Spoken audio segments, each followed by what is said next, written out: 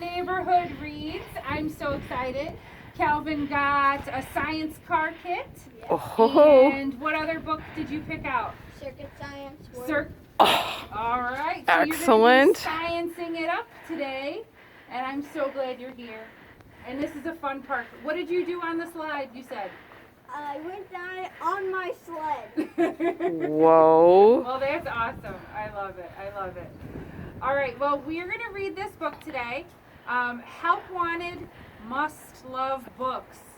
Well, and I know Mom loves books because she works at the library. I love books. Miss Baldwin loves books. I just how long was the figure going on? It was about 180 pages. I just finished yesterday. You're rocking and Or rolling. last night. Yeah. Do you love books too? Yeah. Okay, good. So this book is perfect for all of us.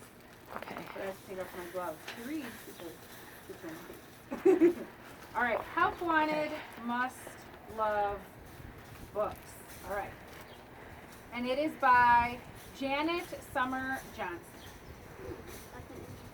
It is. Unlike most kids, Shaylee loved bedtime.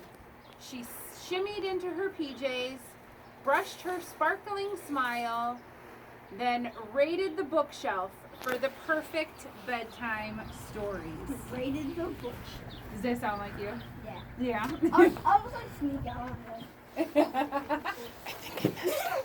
I think I messed up. Sorry, cameraman's gonna get fired.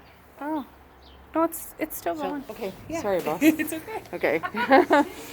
All right, her dad would squish into the rocker with her, and they'd read until her eyelids refused to stay open. At least no scissors. No scissors. This arrangement worked perfectly.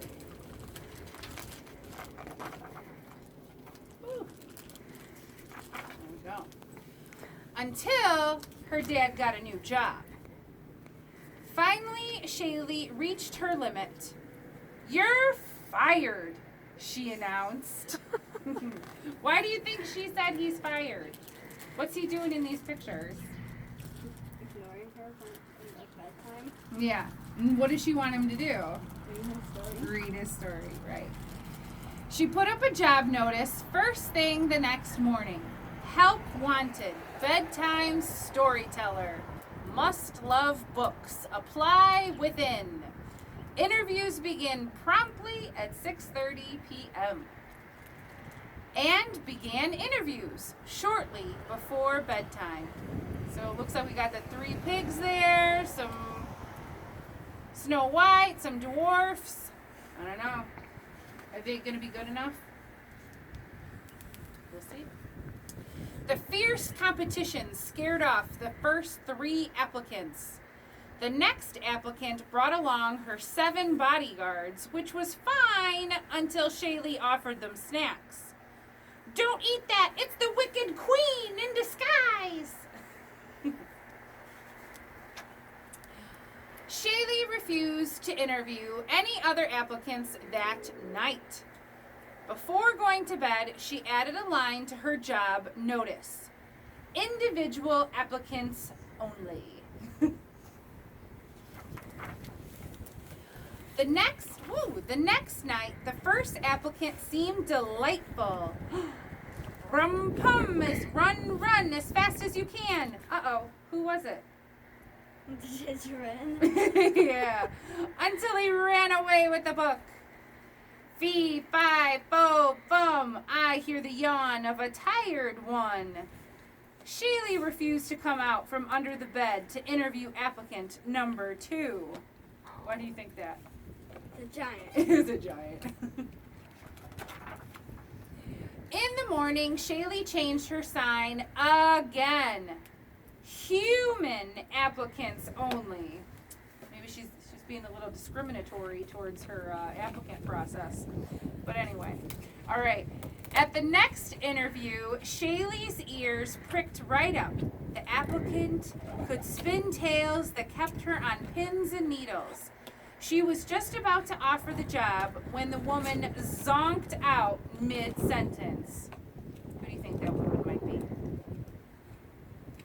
A fairy fairy tale character that falls asleep. Oh, Me neither. maybe Sleeping Beauty. That was in my head. I was like, I don't Maybe. think she's. I don't know who it might be. Let's see. Shaylee had low expectations for the next round, but the first applicant had a very impressive resume. Her voice was musical. She could stay up past midnight, and she was obviously human. The two of them had a ball until Shaylee noticed the sooty fingerprints all over her favorite book. Who might that be?